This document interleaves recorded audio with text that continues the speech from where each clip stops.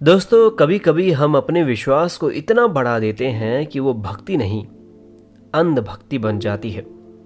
आज की कहानी एक ऐसे बाबा की है जिसके बालों का कमाल गांव में ऐसा फैला कि कुछ ही दिनों में भक्ति का रूप अंधविश्वास बन गया।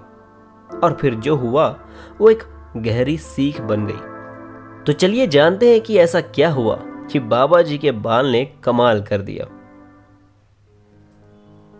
एक छोटे से गांव में एक दिन भागवत कथा करने वाले बाबा जी पधारे। शुरुआत में उनके साथ दो चार चेले थे, लेकिन उनके मधुर उपदेशों से गांव के लोग इतने प्रभावित हुए कि देखते ही देखते पूरा गांव उनका भक्त बन गया। हर रोज आरती होती, भोग लगता और बाबा आसन पर बैठकर लोगों की परेशानियां सुनते, आशीर्वाद देते। धीरे धीरे बाबा के मन में भी परिवर्तन आने लगा। अब उन्हें लगा कि अगर इतने लोग मेरे भक्त हैं तो राजनीति में क्यों ना उतर जाऊं। जैसे ही सरपंच के पास ये बात पहुंची तो वो डर गया। अगर बाबा चुनाव लड़े तो मेरा क्या होगा। इसके बाद बाबा की कमजोरी ढूंढने का सरपंच ने निश्चय कर लिया। सरपंच बाबा का भक्त बनकर उनके दरबार में पहुंच गया। वहां उसने देखा लोग बाबा को भगवान मानकर पूजा कर रहे थे, उनके चरण धो रहे थे, उनके बालों तक को पूज रहे थे। सरपंच मुस्कुराया और सोचा, यही तो मौका है। अगले दिन वो सुबह सुबह बाबा से बोला, महाराज, सुना है आपके बाल बहुत चमत्कारी हैं। जहां रख दो वहां धन और सुख की कमी नहीं रहती। कृपया करके मुझे बस आपका एक बाल दे दीजिए। बाबा अपने महिमा मंडन में खोए थे। उन्होंने प्रसन्न होकर अपने कुछ बाल निकालकर सरपंच को दे दिए। यही देखकर बाकी भक्त भी झट से आगे बढ़े। हमें भी दीजिए ना बाबा जी। बस फिर क्या, बाबा जी को तो अपने बाल देने पड़े। सरपंच एक कोने में बैठा ये सब खेल देख रहा था। बाबा के बाल का कमाल पूरे गांव में आग की तरह फैल गई।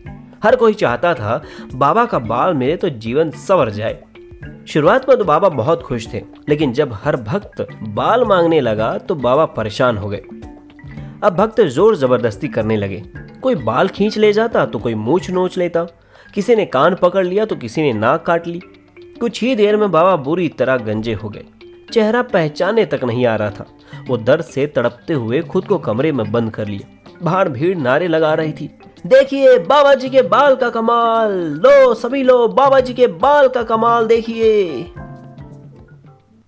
जब सब शांत हुआ, सरपंच अंदर आया। बाबा जी को देखकर बोला, देख लिया परिणाम अंधविश्वास का। जो कल तक तुम्हें भगवान मानते थे, आज वही तुम्हारे बाल नोच रहे हैं। बाबा जी की आंखों से आंसू बह रहे थे। उन्होंने सिर झुकाया और चुपचाप गांव छोड़ दिया। पीछे रह गई तो बस एक सीख कि जब विश्वास विवेक से आगे निकल जाए तो विनाश तय है। तो मित्रों, ईश्वर में विश्वास बहुत सुंदर बात है, पर अंधविश्वास विनाश की शुरुआत है। विश्वास का आधार हमेशा सत्य होता है, पर अंधविश्वास का कोई आधार नहीं। विश्वास में क्यों का जवाब होता है, पर अंधविश्वास में बस आंखें बंद कर लेना होता है। सोचिए, क्या आप भी कहीं किसी अंधविश्वास के पीछे तो नहीं भाग रहे हैं? चलिए, आप इसके बारे में सोचिए, और अगर ये कहानी आपके दिल को छू गई हो तो कमेंट में लिखिए, मैं विवेक से विश्वास रखता हूं। अब मुझे दीजिए इजाजत। शब्बा खैर।